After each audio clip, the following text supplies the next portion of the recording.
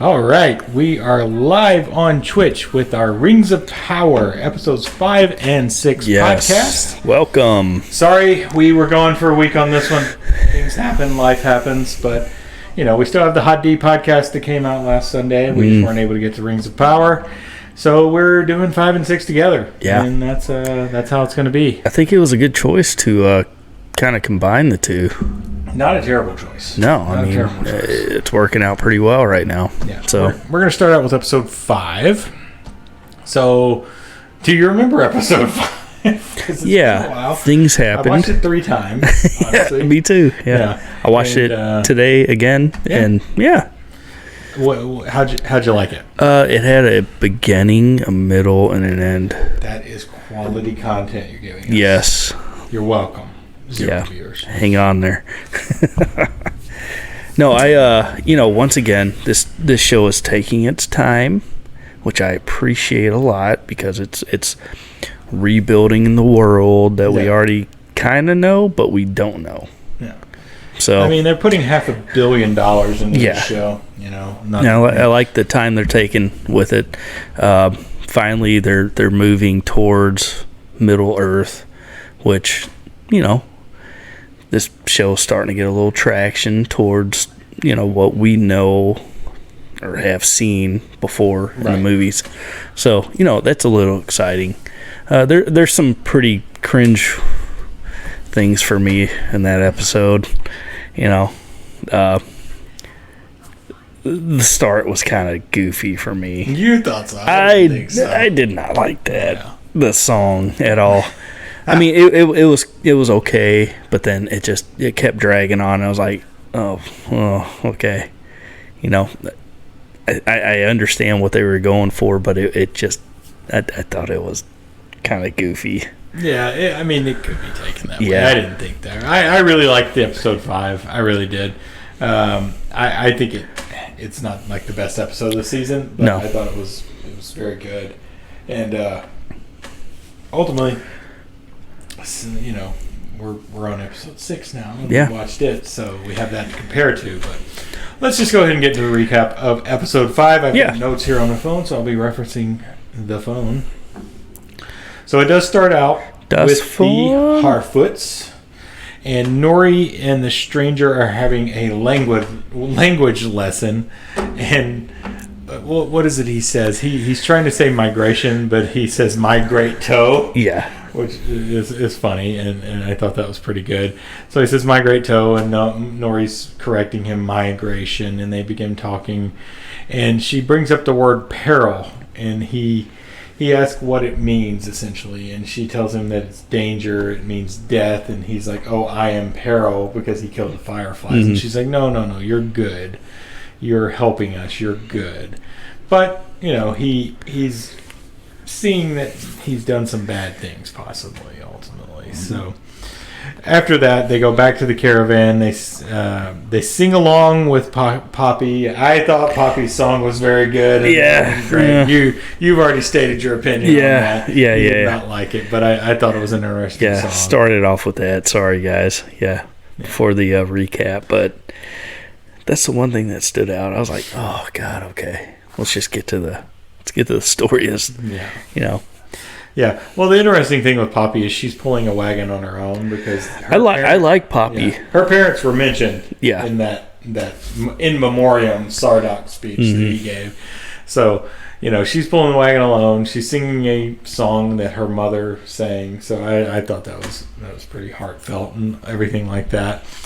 So that's with the Harfoots, and then there's this cool map effect kind of showing where they're traveling, how far they traveled. It's kind of I thought it was a pretty good thing to show kind of the time that was likely passing because they're walking, so we're moving like probably months at this time. For how long they're traveling, I assume a few months with their traveling. Yeah, so I thought that was pretty cool. That was a good. I guess with the song that was a good thing that they were showing. Definitely the amount of travel time that it took. Yeah, they're showing the travel. Pretty cool. Which it was fine, but I just didn't like this song. It didn't sit with me. We get away from the song fairly quickly. Yeah, yeah. And we go back to shots of the impact crater where the stranger landed. And there's some weird people looking at the impact crater. That's what my note says. Weird folks looking into the impact crater. Yeah. They're wearing all white. They're somewhat ambiguously gendered. You can't. I'm not sure if they're men, women. Yeah. What's going on there? They do have round ears. At least the one where you see the ears, they're round-eared, so they're not elves. At least bright blue eyes. Yeah. Swedish. Yeah. Blonde hair. Yeah. So we're not sure what's going on there. They don't look exactly what Hitler wanted. Yeah. The Aryan race. Yeah. Right after the stranger. Yeah. So we didn't really get an idea of who these people were. It's just it showed them and that's it. Yeah. You see them. They're looking in the crater. They see the stranger's not there, and we move on from that scene. So did you get anything from that scene at all? No, not really. Other than okay. They don't look like good guys. No. But definitely not. I think the walking stick that one of them had in their hand was kind of interesting. That might come into play later, but did it have a weed pipe stuck in it? Like maybe it was probably interwoven into there, but it's a stick that kind of looked familiar. Well, we'll see what happens. Maybe. Yeah. We don't know who they are. They don't come back in episode 6. So, no. Yeah. And we've only got. Or do they? Episodes. We haven't gotten there yet. Yeah, we'll get there. Spoiler alert. Spoiler alert. Yeah, we'll get there. But, we don't know who they are. And there's only. Yeah. Because I've already spoiled that they don't show up in episode 6. There's only 2 episodes after that. Yeah. We've only got 2 episodes left for them to. And I have a feeling we're going to end up with a mystery. All right, so next, I will say there was also the shield that one of them was carrying was one of the runes that it was on the back of the shield. There was like a shield. One of them up on the hill had a shield. Oh, there was a rune on the back of it that looked like the constellation that the stranger was looking for. So that's kind of an interesting thing. So the next scene, we're back over to Adar sunning himself, he's talking to another orc about sunlight. He has the orc put his arm out in the sunlight and ask how does it feel? He's like, it's like fire, father, and he's saying that he needs to take advantage of the sun because he's about to get rid of it, essentially. Man, he has some really ugly kids. Yeah.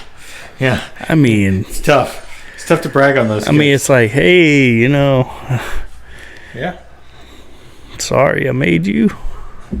So that's all there is to that scene. Just, time to attack, essentially, is what he says in that scene. It's time to attack the humans that are living in Ostirith. Mm-hmm. So, anything else from that scene? Yeah, no, just, he really feels for his children. He does. You call him that, yeah. So, his children, he's the father. He wants to create the perfect orc. Yeah, absolutely. So, he wants them to feel how he feels. So, yeah, nothing more than that. It's pretty straightforward. Yeah, it is. So the next scene, we go over to Ostirith where Bronwyn and Arondir are on the tower wall. Arondir's presenting the option that Adar presented to him to give to the people. It's either that they join Adar or they perish, or he kills them, essentially. And that's kind of all there is in that one. Yeah. Yeah, the old guy thinks that he's Sauron the whole time. Yeah, we're not quite to that. Not yet. To that. Yeah. Oh, I thought. No, that's not yet. That's Bronwyn and Arondir on the tower. Let's back up a little bit. Yeah. So we're back a little bit. Yeah. So that's it for that scene. It's kind of interesting because I didn't feel like that's what Adar told Arondir, that they had to join him. I thought they just had to leave. But I guess I misunderstood what Adar had told Arondir in episode 4. Because Arondir presents just a choice. Like, either join Adar or die. Or get out of his way. Yeah. He clearly knows what he's doing. Yeah. So, which may or may not come to fruition later. We'll see. Yeah, we'll see. Yeah. So the next scene, we go over to Numenor. Ships are being loaded in Numenor. Elendil is overseeing it and runs into Isildur. He's not happy with Isildur. Isildur wants to be part of the mission, and Elendil's not having it. I think he thinks Isildur is kind of an entitled brat at this point, and that he's never really gone through with anything in his life. He's still pissed off at him for getting kicked off the Sea Guard, and he's basically telling him, "You haven't earned it. Why don't you just go west like you wanted to? You got your opportunity now." And Isildur says something to the effect of, "I don't feel like I've earned the right to do that. I want to serve Numenor," or something to that effect. But Elendil's not really having it. And that's kind of into that scene. Yeah. I thought this was a scene that's needed because Isildur seems so entitled the whole series up to this point. And Elendil had looked kind of mad when Isildur volunteered in the previous episode, so we kind of needed some background to that. So I thought this was a needed scene. Yeah, no, totally agree. Yeah. So, all right, next scene, Aarion and Kimmin are talking. Aarion's trying to get Kimmin to talk to Pharazôn, his father, about stopping this craziness. It's interesting because Aarion is clearly not on her family's side. And it seems like the whole Builders Guild altogether is kind of against this. So I guess it's part of just her group that's kind of against this. And I can't blame it. They're the Builders Guild. They build in Numenor. They don't want their people leaving. I guess is kind of what they want to do. So she's talking to Kimmin. Kimmin's like, I can't. He doesn't listen, and she's like, talk louder. Yeah. Kimmin takes that way too far, ultimately, and we'll talk about that shortly. But that's the end of this. He says he can't talk to Pharazôn, his father, and that's the end of that. So was there anything on that? No. Yeah. Just keep moving. Pretty easy scene. Yeah. Halbrand is in the blacksmith shop. He's forging a sword. He's got his guild crest somehow. I guess the queen probably helped him get that. I don't know. Little time jump, I guess. Yeah, a little bit. Yeah.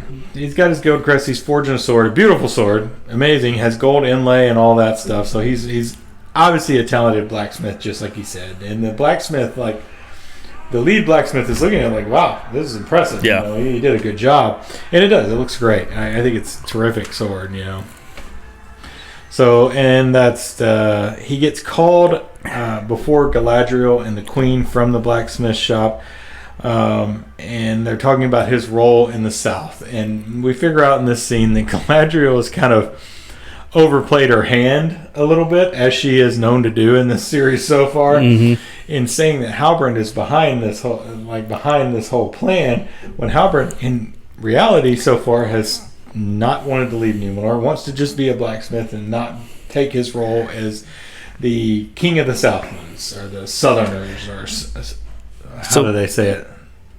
Oh, yeah. Southerers, or whatever they say. Yeah. Southland, yeah. Yeah. So the queen is kind of taken aback by this, in that, is this not true? And Halbrand doesn't say it's not true, but they're like, we'll talk about this later, basically. So how old is Galadriel? I believe she is 5,000 years old. So is that 15 in human years? Because some of the choices that she makes, she's a petulant child.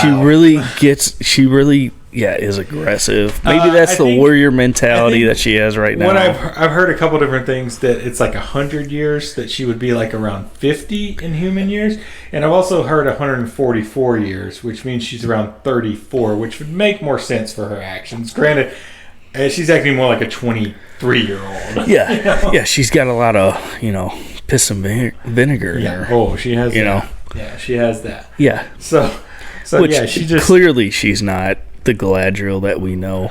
No. She's much younger. For 3,000 years, I guess. Yeah. Elrond says, I was there, Gandalf, 3,000 years ago. Yeah. Even Elrond. So it's 3,000. Yeah, is so much more older. But I mean, for the type of person that she is, the decisions that she makes is oh God, really? Yeah, just move to the side, Galadriel. Granted, that's somewhat what bothers people about this show, that Galadriel's acting so. But I think it's not just that. I think it's that she's let the idea of revenge overtake any common sense in her head. because she wants Sauron dead because basically he got Finrod killed, her brother killed. And she had that. One path in mind, she's single-minded. All these other things are starting to come into play, and she's kind of starting to figure that out a little bit. She's also, I don't think, had significant time interacting with humans over the last 1,000 years, probably, because she's been hunting Sauron for that long or something. Which an elf life is so much longer. Yeah, 1,000 years it's crazy. 8 years. And they bring that up, between the elves and the dwarves. They bring that up multiple times. In this show with Durin and Elrond. How Elrond was gone for 20 years, and that's half a lifetime for a dwarf. Like, you missed. You missed like a couple of years for. You missed my marriage and my kids' births. Yeah. If you're such a good friend. So that's that scene. Another one with Galadriel not being the best diplomat. Ultimately, she's more of a hindrance right now. It's not as bad as it was like the previous episode where she's like, "I am the fire" and all that. It's like, nobody cares. Nobody cares. So next scene.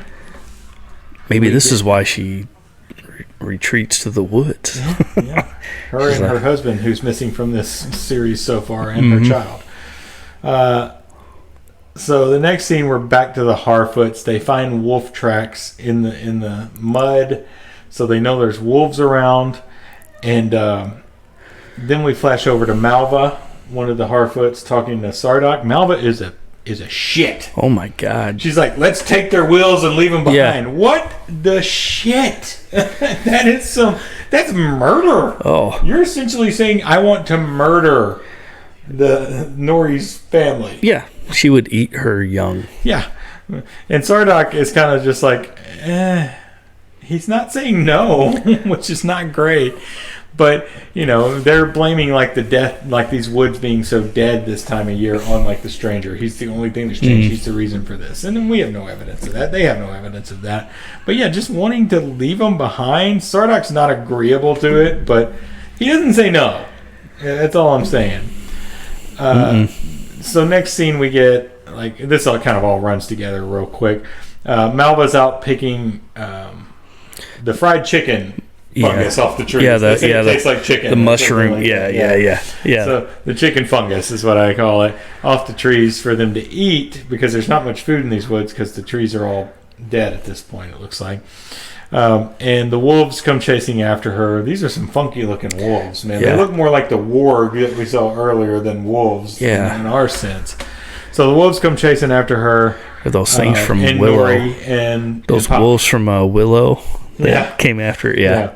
They're chasing after Malva, Nori, and Poppy because Nori and Poppy caught up to Malva, and the wolves came then. And so they run up to a tree, and it's kind of like somebody mentioned, I think Bald Move mentioned, this is kind of like Lost hiding. If you ever watch Lost, there's the banyan trees that they talk about in Lost. I've never watched Lost. Yeah. But if you watch Lost, never watched it. John Locke talks about the banyan trees, and if you ever played the Lost Via Domus game, that's all for a long time. It's like the banyan trees, and they have a large root system underneath them that you can get inside of, and it's like a fence. So that's kind of what they're trying to do with this tree. And Nori, just being a badass, honestly, trying to break off a stem to fight these wolves off. But luckily, the stranger comes along and just body slams one of the wolves. Grabs one of the wolves as it tries to jump on Nori, body slams it. It backs off. And then two more wolves come up, and the stranger slams his fist onto the ground and does some effect that scares the wolves off and saves Malva, Nori, and Poppy. In the meantime, he also injures his hand. It looks pretty rough, up to about the top of his forearm. It's injured, so it's not looking great, but he saved him. And this kind of changes the opinion of Malva on the stranger. He's a gift, he saved us. And so that's the end of that. Yeah, that's the last of what Malva sees. So yeah, we don't see any more. It works out for the stranger. Saruman. Gandalf. Blue Wizard. Saruman. Yeah. We have our theories. Yeah. I think he's just an orc. Aragorn. Aragorn. Definitely Aragorn. Ranger. Ranger. Yeah. So the next scene we go to is we're back in Numenor. There's some soldiers practicing, including On Tempo and Young Rock, the friends of Isildur, practicing swordplay and how to fight the orcs. Galadriel happens upon this and decides to have some fun because she will outpace any of them in battle easily. But essentially, she asks if she can spar with them, and Elendil says yes, and that anyone who scores skin will be promoted to lieutenant, which is the stupid British way to say lieutenant. Yes. Yeah. And I'm sorry if you're British, but that is real dumb. There's no F in that word. Oh. So she fights them. They still sound smarter than us. They do. Look how stupid I sound right now. Yeah. Left. Would you like so me? Dumb. Would you like me to begin speaking in an English accent for this podcast? What don't you say? Little bit of the English accent. Would you like some more mead? Give it to me. Hey, wait, hold on. We're gonna get to that because that's a preview of later in this episode. So she has giving you more meat. Sorry. So she's fighting. She spars with him, and it starts at 1-on-1, but then they all come at her at the same time, and she's just like toying with him essentially. But Young Rock, as I like to call him, Isildur's friend, managed to not score flesh, but does tear her dress on the arm. So he's promoted to lieutenant, which is important in a later scene ultimately. And she's like, good job, lieutenant. Yeah. And Elendil is pretty entertained by this whole thing. And then, that's the end of that scene. There's not much to it, really. Yeah, and you see Halbrand at the end do a little trick with his sword. Oh, yeah, that's right. She does see that. And she's like, I don't know many blacksmiths who can do that with a sword. So clearly he's a jack of all trades here. Yeah. And like I said, the Isildur's friend gets promoted to lieutenant, and Galadriel goes on her way. This also shows that his friend is actually a pretty good fighter. On Tempo nuts. On Tempo, whatever his name is. Yeah. Ontario. He's always got a goofy. He's not great. He's always got a goofy look on his face. He's not great. Every scene he's like. Guy,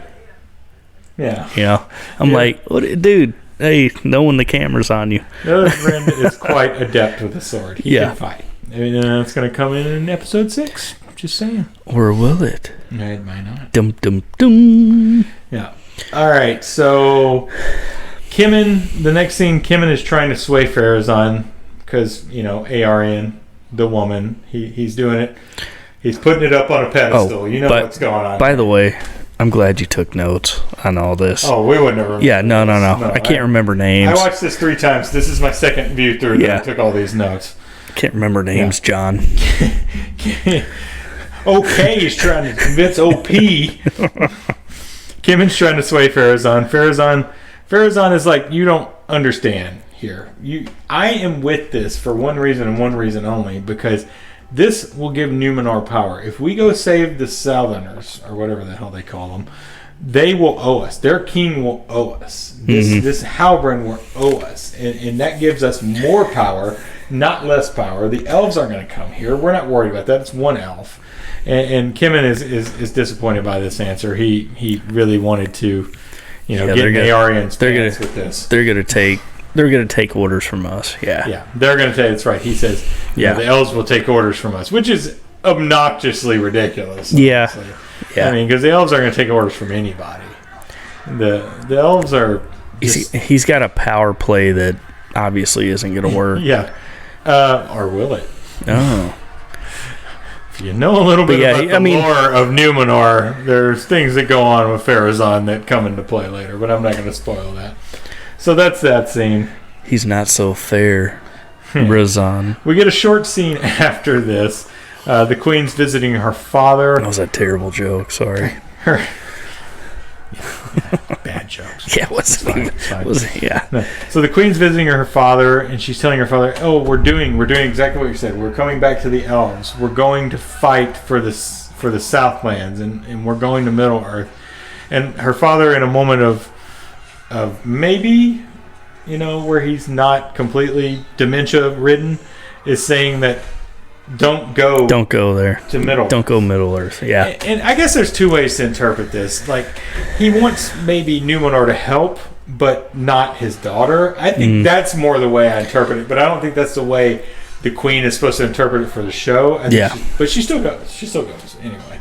But I think that's more just him worried about his daughter as opposed to him worried about Numenor losing or something in Middle Earth or being lost in Middle Earth. But in any case, I think the Queen takes it more as like, oh, maybe I don't support this mission so much. But she also knows that her father is in late stage of dementia, old age, and it's probably not anything to worry about. So you're going to leave him? What? So you're going to leave him there when he's that sick? Yeah, he's going to die. Yeah, I mean, I guess he's got enough people around him to take care of him. Fine. He's okay. He'll make it. Yeah. Tar Palantir. He'll be fine. Yeah.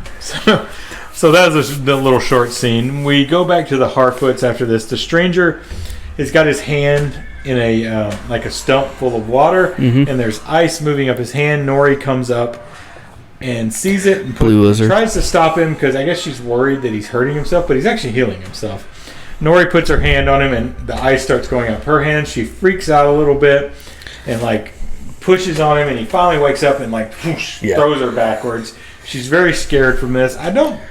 He didn't mean to. He didn't mean to do it, and I think she overreacts here, but it does scare her. And she's a Harfoot. They're scared people in general, it seems like.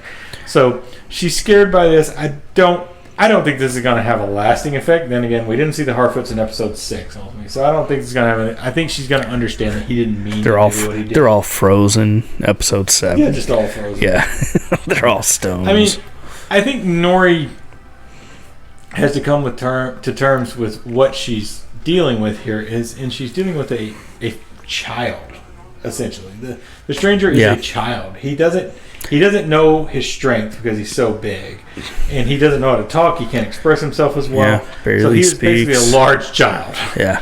And he doesn't know his powers. She's seen that on multiple occasions. He does not know his powers. I don't understand why she's so scared from this, but I'm fine with it. That would scare anybody. And I hope it doesn't have a lasting effect. I think she's smarter than that. Ultimately, but we'll see. I mean, how much longer are they going to play with the wizard or whoever he is being? They've only got 2 episodes. Being so, I know. They've only got 2 episodes left. And my guess is that reveal will come right at the end. Yeah. It's going to be like, he's going, this is the reveal and credits. I'm back. That's the end of the season. That'd be my guess. Because I mean, it's almost like Gandalf the Grey, and coming back as the White. How much? But we never really saw how much time that really was. Yeah, but we got according to the movies, the first of the movie. Yeah. According to the movies, it wasn't that long because that voyage didn't take that long. Yeah. So for him to not know who he is, I mean, this has only been a few days. Yeah. In their timeline, so right. Yeah, we'll see. It's going to be interesting. We'll see. Saruman. You're going to be so wrong. Probably. I've gotten used to that Blue in my wizard. life. I think he's Mayar. Already said that once? I think he's a Mayar. I think he is a wizard. I don't think he's Sauron. I think that's what the show wants you to think, but I think he's a Mayar that's sent by the Valor to help in Middle Earth early, because there were blue wizards. I don't think he should be Gandalf. I don't think he should be Saruman. I don't think he should be Sauron. I think he should be another wizard that we've never met, and that he's sent by the Valor just to help people because Sauron's coming back. I think that's reasonable. It may be something different. That's fine. It's not going to upset me if it's Saruman or if it's Gandalf or it's just some random other person. Tom Bombadil. Yellow. He's going to get those yellow boots and that ridiculous hat. Yeah. All right. So the next scene, we're into one of my favorite scenes in the episode. We're back in Lindon, Gil-galad's territory, and Durin and Elrond are having dinner with Gil-galad,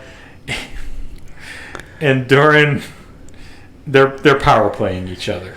They're power playing each other real hard. Gil-galad is saying like, "Oh, you dwarves have been doing a lot of things and this and that, and Durin comes back like, oh, well, you elves are expanding your cities like you never have before. Yeah. There's more of you everywhere. Well, you're doing pretty well yourselves. And then there's this scene where Durin decides to really dig it in. It's like, this table, where did I wonder where you got this? Yeah. Because this particular stone is one that is very deep in the earth, in the ground, and mining it is very difficult. And we dwarves only use it for special circumstances, like tombs and things. Yeah, he was getting pretty emotional about it. He really does. Yeah. It's all an act. Oh. We discover later, and it's so good. Durin, the guy who plays Durin, I don't know great. him. I don't know him. That guy is just fucking terrific. The banter back and forth between the elves and the dwarves in this is great. Elrond and Durin is the greatest buddy cops ever. It's amazing. Yeah. I want to see more of them. Yeah. We need the Elrond and Durin show. Like a spin-off sitcom. Oh my God. Elrond and Durin. If they could do podcasts back then. Perfect Strangers, Elrond and Durin. Perfect Strangers, I love it. So we get... Which one's Balky? Well, that's Durin for sure. Yeah. Elrond's the straight man. True. So he talks about the table, and Gil-galad's like, I'm sorry, we meant no offense by it. We didn't know. I will send this table home with you. Which, Durin's like, all right, that's better. And Durin's obviously got the upper hand on an elf at this point. Durin's kind of won that. After the dinner, Durin's gone. Elrond's still there, and Gil-galad's like, I'm talking to Elrond, and it's like, I don't know why you would support a dwarf over your own people. And Elrond's like, I don't know what you're talking about. And he's like, oh, there was another purpose to sending you there, and you didn't know that, but I think you know at this point what we're after. And this scene bothered me a little bit. It bothers me quite a bit, to be honest. But I think it's okay if you think about it in certain terms. So Gil-galad's like, we know that the dwarves have discovered something, and they don't know exactly what it is, I guess. And he's thinking they do know what it is, and then we get the coolest fucking story in the history of Lord of the Rings, in my opinion. Is he tells this story of the last strength of the Silmarils is in this tree, and there's an elf on one side and a Balrog of Morgoth on the other side, battling over the life of this tree. And the elf is putting all its power into saving this tree, and the Balrog is using its whip to try to kill the tree. And then lightning strikes the tree, and the power of the Silmaril is put into the earth. And of course, that's Mithril. That's what they're saying it is. But Gil-galad doesn't know for sure. And that's the saving grace of this. Gil-galad doesn't know for sure that the dwarves have found anything. Yeah. So that's the saving grace. And he's like, why won't you just tell me what you figured out there? And Elrond's like, an oath is more important. Oath to a friend is more important than what you're trying to do. And to me, that says, I found something. Yeah. And then the next scene throws it off even more to me. Like, because Elrond, the saying "I can't say anything" is basically confirming that they have Mithril. It's just to push it along, The Mithril story, though, is well worth it. The whole scene. That looked great. And the elf, that's fucking terrific. That was cool. Man. Yeah, I loved it. I felt like I was back in but the old movies. Elrond feels a little hurt here too, because he's manipulated like that by 100% who he thinks is a friend. Yeah, and then he later finds out that Celebrimbor was in on it, who also he was considering a friend. Which, so that's that scene. It did just bother me a little bit because his denial is essentially a confirmation. Yeah. But when I listen to the Bald Move guys, which I refer to them because they have a much more popular podcast. He's still young. He is. Too. He is. We're talking about when I listen to the Bald Move guys, they're saying, like, you can kind of be okay with it because we don't know for sure that Gil-galad has an idea that they found Mithril. He's just kind of fishing. Maybe they did. Maybe, because he's not saying Mithril. He's saying something, and maybe Elrond's just saying that maybe they found like this huge gold deposit or something, and that's what Elrond's protecting. They found another one of these tables. What was the dwarf name for Mithril, which was terrible? It was Method. No. That's what they thought. Oh, the one before. That was the elf. It was shiny glitter or something like that. It was terrible. I was like, don't call it that. I don't want to hear that. Yeah, Method. That was the dwarf. The mistranslation. Yeah, mistranslation. Into elf language. I would like the different translations. Yeah. Gray glitter. That was the name of it. Gray glitter. That's it. Yeah. Nice. All right. So next scene, we're back to Numenor. There's a party. Isidore shows up and talks with his new lieutenant friend. Sorry. Back to that last scene, though. When he walked out to that tree, just outside of the dining, just outside of the dining hall or whatever, I was like, that's not the tree. Right? But thank God it was like, just showing the, that's something we failed to talk about. The decay. Gilgalad showed everyone the decay and said, here's the thing. This is why we need you to tell us about this, because our light is fading. Our light is fading. We either have to leave Middle Earth, or basically we joined away. They're all going to, I guess it means they're going to die, or they're going to become mortal. Yeah. And I don't know exactly what that means, but they need to leave Middle Earth, and they're going to do it by spring. They only have so long of a time to get out. Assuming when they say spring, it's like 6 months or something. But then again, elf spring, maybe that's years. Like 6,000 years. You never know. Yeah. They don't live on the same timeline as we do. So yeah, I'm glad you mentioned that, because I forgot to mention that part. And so that kind of made, his point understandable, why he did what he did. Yeah. To undermine one of his own. So yeah, and it makes Elrond have a real conflict of heart. Yeah. Because he loves his people. Yeah. But he also is not going to break an oath. Yeah. It's valid. I mean, it's valid. I mean, he's an honorable man. And then it brings the question: am I going to let my people die because I'm too proud? Yeah. So that comes up. But it all gets sorted out. It does. We'll talk about that. So we're back in Numenor with a party for everybody who's leading on the ships. Isil shows up and is talking to his friend who's a lieutenant.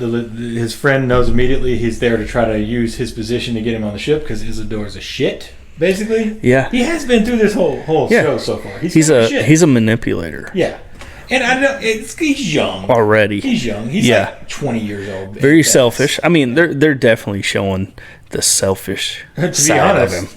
He's not any better in Lord of the Rings. He keeps the damn ring and puts and makes the whole movies happen. Yeah, he's still that same character. Yeah. He's selfish. Yeah. He's a hero at that point. I don't see an arc to him. Nope. His arc is a flat circle. He's a flat line. Yeah. Yeah, literally. So his friend calls it out. They kind of fight it out. And is this the part he lets him punch him? It is, right? They go. Yeah, he's like, I'll give you one. I'll give you one. Okay, I'll give you two. And then I'll give you two. He wants three. He says, I'll give him two. And his friend takes advantage of that, hits him in the face, hits him with something. He's like, that felt like three. Yeah. And his friend tells him, it's a great line. I don't know exactly how it went, but it's like, to be honest, you're probably my best friend, but I can't let you on. I can't do it. Yeah.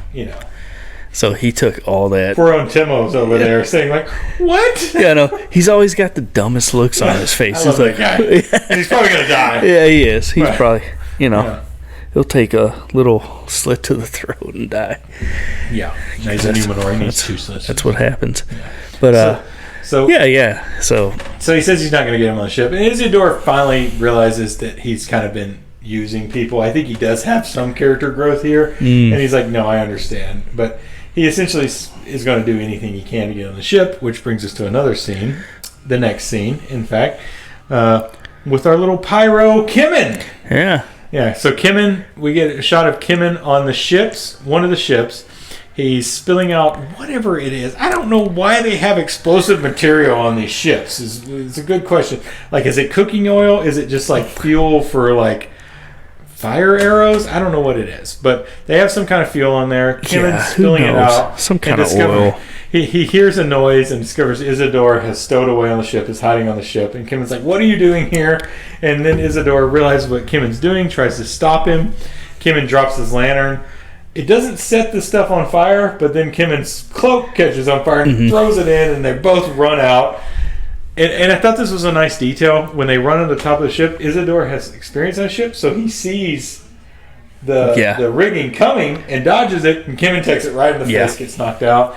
Isidore saves him. 2 ships go down from this explosion. So they lost 2 out of the 5 ships that were going to go. Which, these ships look awful small to fit like 100 soldiers apiece. And all the people. Like, the soldiers aren't the sailors either, from what my understanding. But then again, I don't know. Maybe those are just a couple fishing you can't vessels. See everything under the water, you know. But I mean, I've heard this discussed a couple different places that the ships looked awful small. But I think it's like you just got to take that for what it is, I guess. But they do look small because they got horses. People were smaller, like hundreds of horses. That's the thing, though. Everybody is 4'5". Huge. Like Elendil, I think it's supposed to be like 6'7" in the books. So like they're supposed to be huge. But then again, like naval ships and things like that, it's like, you know, asses and elbows in naval ships. You get like this much space in your palm. I guess that's why Sauron's so big too. Yeah. So ultimately, Isildur saves Kimmon as the ships explode. Elendil's there, finds Isildur dragging Kimmon out of the water, which this part kind of plays poorly on me too. It's like, oh, he was on a fishing boat. Kimmon, son of Pharazôn, on this fishing Why boat. Was a wealthy kid out in the middle of the night just fishing? On a fishing boat. Kimmon, Pharazôn's son. This is Pharazôn's kid, right? Exactly. That didn't play well with me, but another part, like... That was kind of silly. Kimmon kind of looks angry at Isildur for what he did. Like, I guess Kimmon, like, I should have just died. I don't know. He's angry at him for stopping him, I guess, but because he wanted to take all 5 ships down, essentially. But Isildur does not tell on him. And Kimmon obviously doesn't tell on Isildur. So, and what was Isildur doing there too? Elendil's there, but you know what was he doing there? So he was he was trying to find his way off Numenor because he was under those blankets. Yeah, remember? So but so he was hiding out until Elendil's purposes. What was Isildur? Yeah. Lindor. Yeah. Why are you here? You're just taking a midnight stroll on the docks? Yeah. Maybe you set these ships on fire. Shouldn't you be in bed? Yeah. I mean, it's watching a valid Netflix. Question. Yeah. But yeah, I mean, I've learned that you have to look over stuff like this for this show. I love this show. I'm honestly enjoying this show more than Hot D, and I love Hot D. Yeah. You know, House of the Dragon. Yeah. But Hot D. I don't know. This show is this one me to look more into the lore. Like you said, you go back and watch this show a lot more than you do Hot D, which it's an easier watch for sure. Oh yeah. Yeah, Hot D's violent and tough to watch. Oh yeah. In front of the kids, I can watch this in front of the kids. Yeah. That's why I throw it on. But yeah, so next one, we're back at the map table in Numenor with the Queen after the burning of the ships with Pharazôn and Galadriel. They bring up that Halbrand maybe isn't in on this again, and that Pharazôn's saying that, hey, maybe this is a portent that we maybe shouldn't do this. And the Queen kind of shuts all that down. Galadriel obviously wants to do it. And the Queen kind of shuts everything down. It's like, I'll make a decision at first light. Mm-hmm. Have Halbrand here. Because Halbrand still hasn't kind of dedicated himself to this. And that's kind of it. That's that short little scene. Yeah. They do take...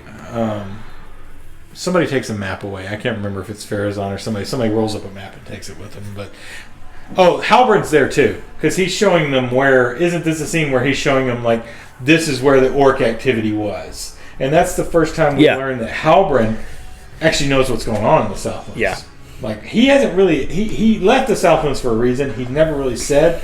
And we get more on that in episode 6, I think. Yeah. But he's like, this is Oz Tirith is where the orcs are headed. Galadriel brings that up to him. Clearly he's been... Yeah, in 5. Yeah, he's been there and knows what's happening.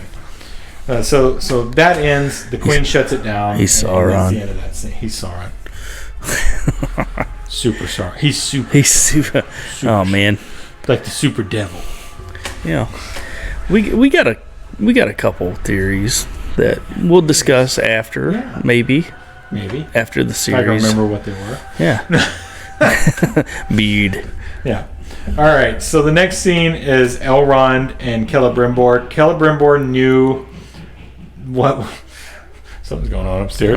That Gil-galad had sent Elrond to figure out what's going on in the elf. And this part kills me. This part kills me because Celebrimbor has been testing the mithril. It's like, you didn't want to break your oath, but you gave the mithril to Celebrimbor. Yeah. So you technically broke your oath already.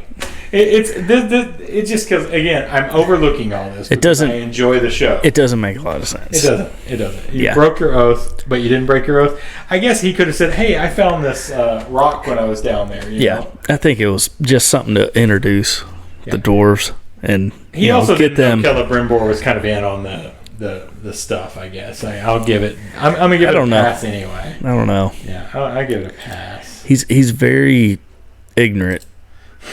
That's a good word for it. That is a good word for it. For being such a, I guess he'll learn on the way. He will obviously. Learn. Yeah.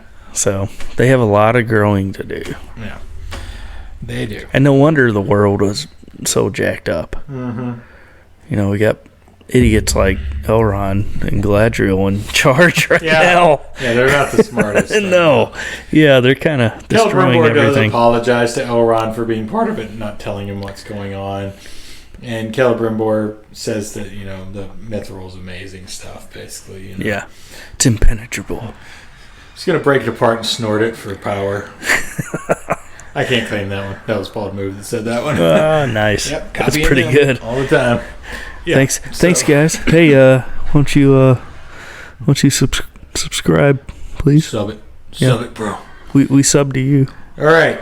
The next scene is I have this as Gal to Hal, Galadriel to Halbrand. She's basically saying, "Please help to save me." Essentially, I need to do this, and it's not revenge. It's what I have to do. It's what I've done for so long. I have to do it, and I think Halbrand understands that. But he says, I don't want to be a part of it. He rips off his sack, rips the sack right off, and puts it down, and he's not going to do it. Such a man. Yeah. So she gives it back to him at some point. Yeah. But that's all there is. That's a short scene in the blacksmith shop. She gave his sack back to him. She gave his sack. Makes sense. He sacked up. Next scene is the people of the Southlands swearing to Adar. And these scenes kind of are intercut between each other. We have to talk about them separately. So, people of the Southlands swearing to Adar. Waldrick thinks he is Sauron. Adar indicates he's not Sauron. And Waldrick's like, whoever you are, we'll follow you, And in any case, Waldrick seems to have to kill Rowan to join them, and I assume that he does. We don't see Rowan anymore. No. So, and we do see Waldrick some more. Yeah. So that's kind of that scene. It's intercut with the Galadriel and Halbrand scene. Anything on those? No. Yeah, it's pretty simple stuff. Next scene is Arondir teaching Theo the bow. Theo's super pessimistic about everything. It's a miracle that he didn't go with Waldrick, honestly. But Arondir gives a kind of a great speech here. Theo says half of us left, and Arondir's like, half of us didn't. Yeah. Theo's the pessimist, Arondir's the glass half full guy. Yeah. Like, half of us didn't, and this is why we have to fight. We can't just give in. And it's a great speech. I don't remember exactly what he said in it, but it's a terrific speech that he's given while teaching Theo how to use a bow. And it's also it's kind of like a father-son speech, even though I think at this point we're pretty sure he's not his father. We kind of had ideas. It's like stepdad. Yeah. He's like his adoptive father at this point. He's Sauron. Yeah, he's Sauron. Yeah. We're just gonna say. But that. I'd like to see more inverted bow pulls. That's pretty cool, man. Yeah.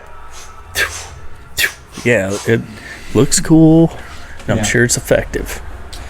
Theo does come clean in this conversation, tells Arondir about the sword, the hilt that he has, and Arondir's like, I've seen this before, and shows a carving at Oz Tirith of Sauron's mask, or the Witch King, I can't tell, I think it's Sauron, and that sword and could be either or. Yeah, it's full.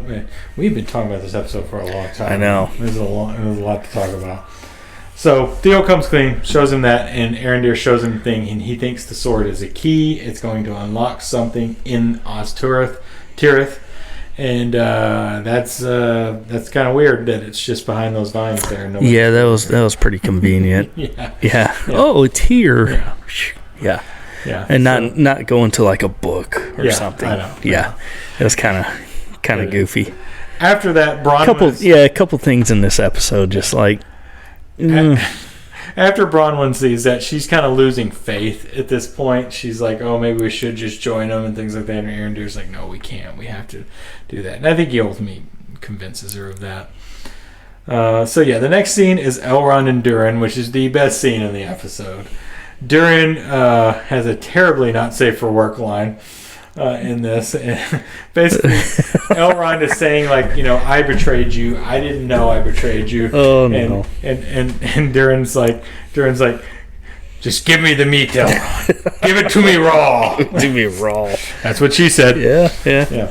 So when you said that to me, I'm sorry, in the text, I laughed so hard. Oh, it's great. It's terrific. Yeah. So Elrond comes clean. Says, clearly going back to Gollum. Yeah. But Elrond comes completely clean. It's up for interpretation. And Durin is kind of welcoming to this. He's not cold-hearted. He says he wants Elrond to know that he enjoys the fact that the elves need him. So he's like, so, the elves are reliant on me. Yeah. And he's like, say it one more time. He's like, I'd just like to hear it. And Durin says he will help. He says, though, it's not just him. They've got to convince his father, who we've met in an earlier episode. But that was a great little scene because you can see Durin understands Elrond was being manipulated. He's not going to hold it against Elrond. I just love everything going on with both of them. It's so much fun. Yeah, we also get the story that Elrond knew that he was bullshitting about the table. Yeah. And he's like, Jesus has been begging me for a new table for a long time. Yeah. And you see the elves carrying off and almost dropping it. Yeah, total play. Yeah, it's hilarious. The next scene, Halprin's summoned to the queen for decision. He takes his sigil sack off. He drops his sack again, puts it on the table, but you see a hand reach back out and grab the sack. And he goes in, and that next scene is basically them boarding the ships. Halprin has decided to help. He's in his nice copper-colored armor. You see all the Numenorians in their fancy armor, which I think looks like Rohirrim armor, to be honest. Oh, definitely the helmets. Yeah, the helmets for sure. Yeah. Armor's pretty cool. It's a little weird scale armor type stuff, but that's the final scene. There's not really much to that scene. No. It's like, off to Middle Earth. Take off. Here we go. And credits. Yeah. All right. So that's episode 5. We're going to jump right into episode 6 at this point because I don't have anything else to say about episode 5. No. Did you? Mm-mm. All right. I don't think my notes are as good for episode 6. I only watched it once. Other than, a lot of convenience in that episode. There was convenience for sure. Yeah, there was some goofy stuff. That's just how it goes. Yeah. A lot more in that episode than previous, I think. But, we're getting somewhere. Yeah. Episode 6, which is... There's only 2 episodes left after this. It is a very good episode, honestly. I thought it was probably the best of the season. Yeah. Oh, yeah. It's a focused by far. episode. It's a focused episode. It doesn't leave one particular set of people, basically. No. And I thought that's pretty good. So, I don't have much else to say about it. We can just get in the recap if you're ready. Yeah, let's get in there. Yeah. Let's give me the meat. Give me the meat. Give it to me raw. Give it to me raw. That's right. Oh, so the orcs. You got to name that last episode. Give it to me raw. Give it to me raw. Yeah. Boy. So the orcs are heading toward Tirith. Bronwyn and Arondir are there. They're getting ready to make the... So the orcs head into Tirith. They get there, and they find that there's nobody there. And it ends up Arendir is the only one there. And it's a trap, essentially. They've set up a trap for the orcs. Arendir is going to topple the tower onto them. Adar is there. The orcs are there. He can smell Arendir. Yeah. They know somebody's there. So they know somebody's there, yeah. Oh, we get the scene. I don't know why I don't have this, but we get the scene before this with Arendir planting some of those seeds. Yeah. And saying, with battle and new life or something like that. And that comes up later with Arendir as well. And Adar did the same thing. Well, that's what I'm saying. That this is Adar. Arendir. No, yeah. Arendir did it. Arendir did it, and Adar. They both do it. Yeah. Both do it. Gotcha. So in the tower, they know they're looking for somebody. Arendir pops up, starts killing some orcs, and then topples the Ostirith tower onto some orcs, which does kill a number of them. It looks like we're not sure if Adar and Waldrig are killed because Waldrig is with them, but we see later they're not. But he does kill a number of orcs. He returns back to the villagers who are very excited about what's happened. They move back to the village to make the village ready for a fight. Mm-hmm. Yeah. Was there anything about this that? It was kind of nice to see that they weren't trying to pull Helm's Deep, and they did a little, little surprise. Yeah. It's all they had in their arsenal. Smart moves. Yeah. An elf that's making a smart move in this series so far. Hey, about time. Best elf. He's actually helping people. Yeah. So they go back to the village to start preparing it for a fight with the orcs coming in because they didn't kill them all. They know they didn't kill them all. There's going to be more. We jump from the village to the Numenorian ships.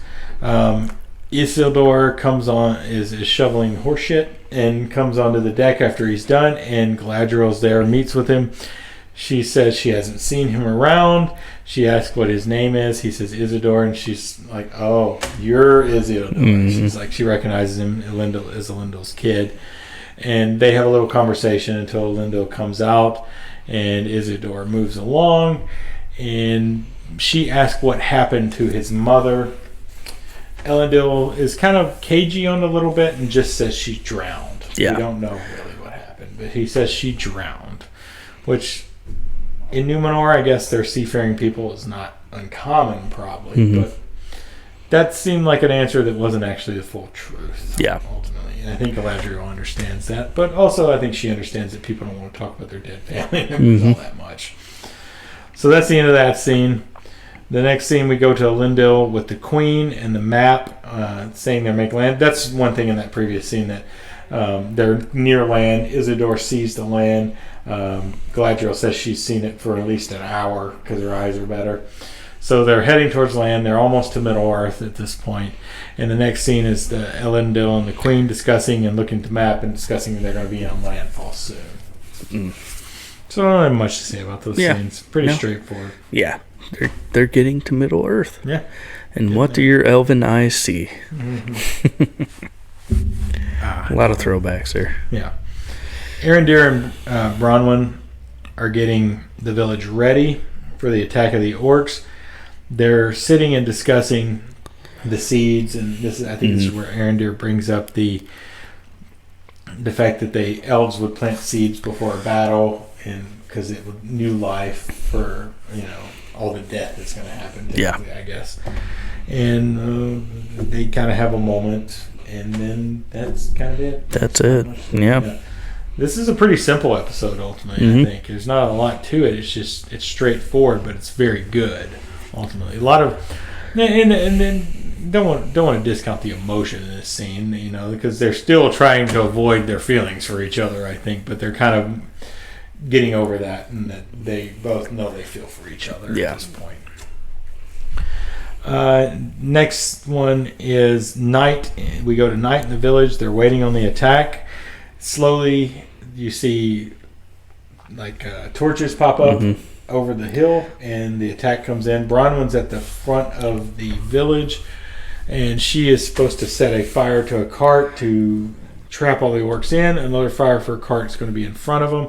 She has trouble with the flint, can't get it started, and then an orc comes up to investigate that area, kills the woman that's with Bronwyn. Bronwyn manages to kill the orc, get his torch, light the fire, send it behind the orcs, and they say, the orcs are like, oh, they missed us, and then another one comes in, kills a couple of the orcs. It's pretty funny, kind of a little comic relief there. And then the villagers come out to attack the orcs.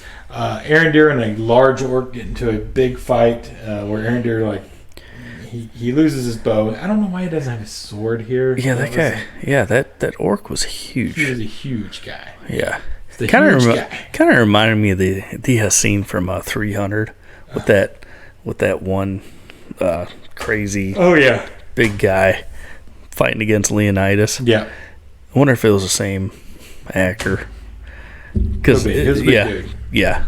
But he reminded me of that. Yeah. And Arendir's he's holding him, the blood's all going in his face. Oh, it's in his mouth. Yeah. But then Bronwyn comes and saves Arendir by stabbing this orc through the back of the neck, through the throat, and kills him.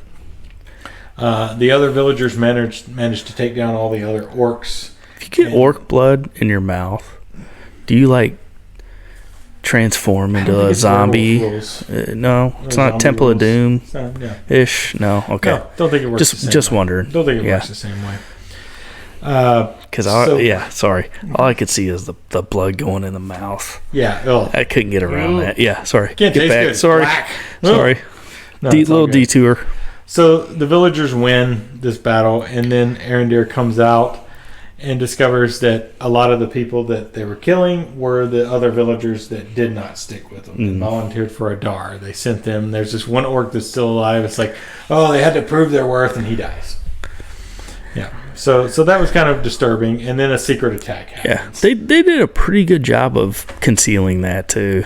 Yeah. I mean, even though you're like, okay, kind of understand what happened at the end, but when they approached, they made it look like it was orcs coming. Oh yeah, well they were in orc armor. They had their faces. Couldn't tell. They did a really good job of concealing that. Oh most definitely. Yeah, great job by the directors. So a secret attack is sprung on them when they discover this. Arrows start raining in on them. The coolest warrior monk guy in the group gets shot by an arrow. Bronwyn gets hit by an arrow. Theo and Arendir and the other villagers that are still alive get into the tavern where they had held up with the women and children, basically. They lock the tavern down. Into the Winchester. That's right. Have a pint. Wait till all this blows over. Yes. So they're in there, and the rest of the orcs come and ultimately do break in. They kill some of the villagers, and then they threaten Bronwyn. And if Arendir doesn't give up the sword hilt, Theo gives it up immediately, pretty much. But I mean, it's a smart move. Ultimately, it doesn't matter. So Theo gives it up and saves a bunch of lives. Ultimately, even though it's not a great way to do it, Adar takes the hilt, leaves. The Numenorians come, all of a sudden show up. We get an idea that they're probably coming. Numenorians show up after Adar leaves, and Galadriel chases Adar with that sword hilt. They tell her that he's got the hilt as the Numenorians come in and just, fuck the orcs up. Basically on horseback. Yeah, I mean, it was typical Lord of the Rings style. Last minute, guys on horseback saving the day. Yeah. So. Yeah. Kind of like Battle of the Bastards. Yeah. Or Helm's Deep, or, you can even look at, Return of the King with Rohan showing up. Oh, yeah. Which was an amazing scene. That's great. I always love that scene. But, it's typical Lord of the Rings fashion, which I like to see, but in a smaller scale. Yeah, very small scale. Yeah.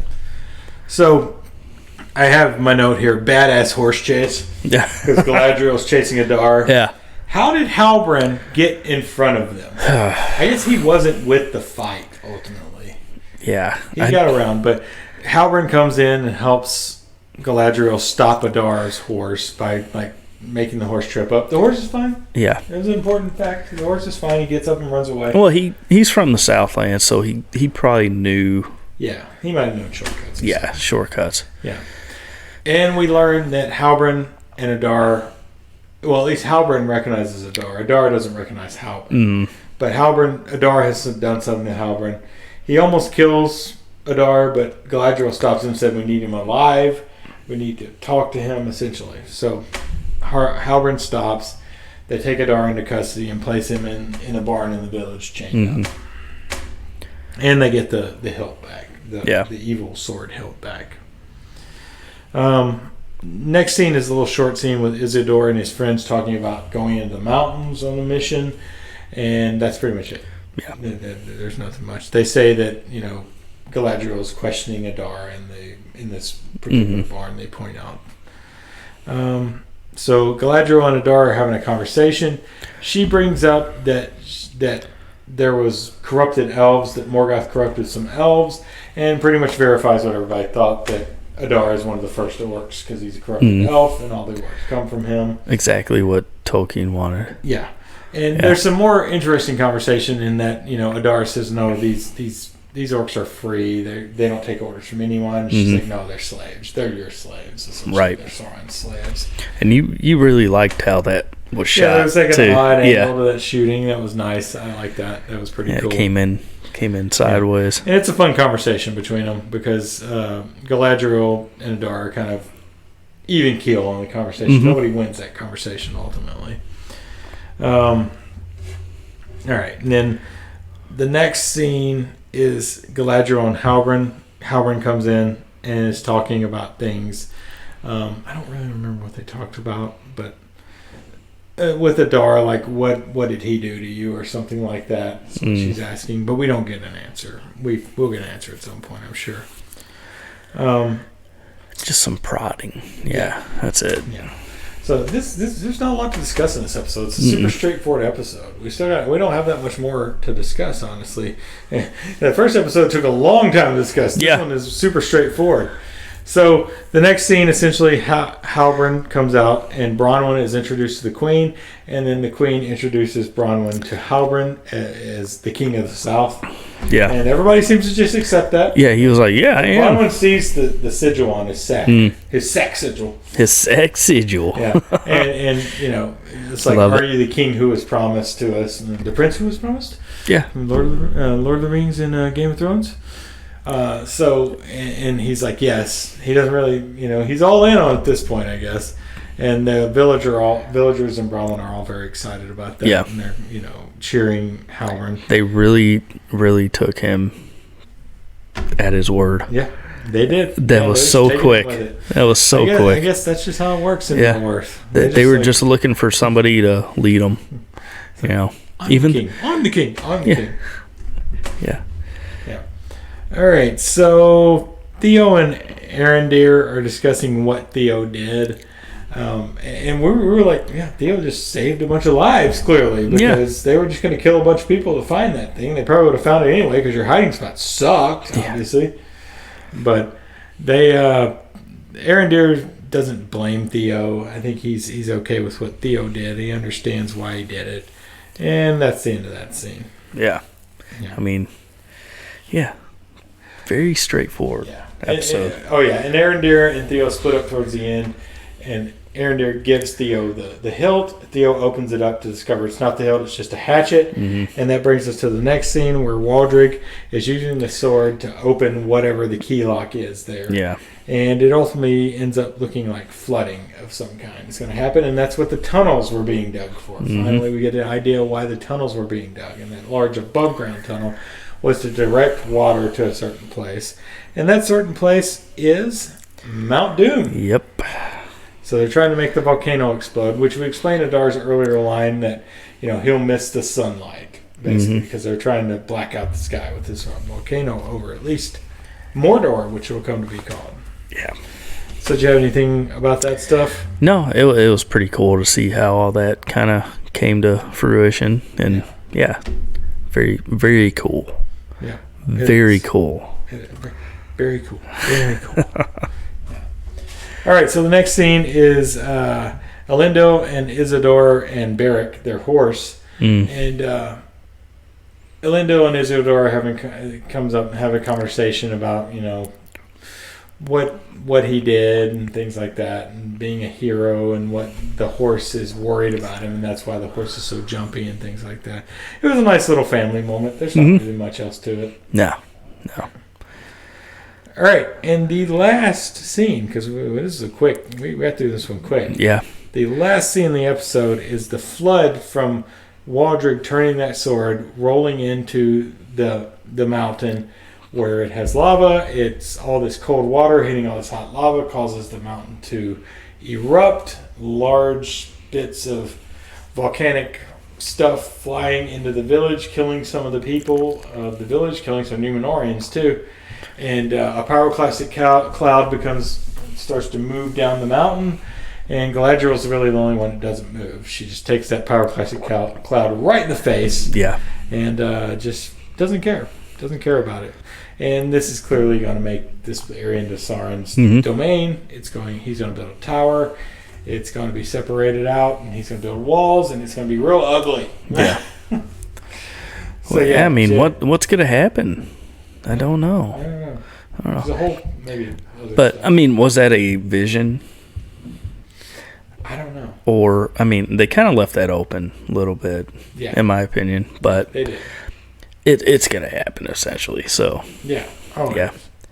But really enjoyed the episode. It was starting to really get into what we know and love, Middle Earth. Took a little time to get there, but totally enjoyed where this episode was at and where we're heading. Yeah. So I think it's got to pick up a lot for the next episodes. Yeah, 2 episodes left. So, yeah, they got to get going. Yeah.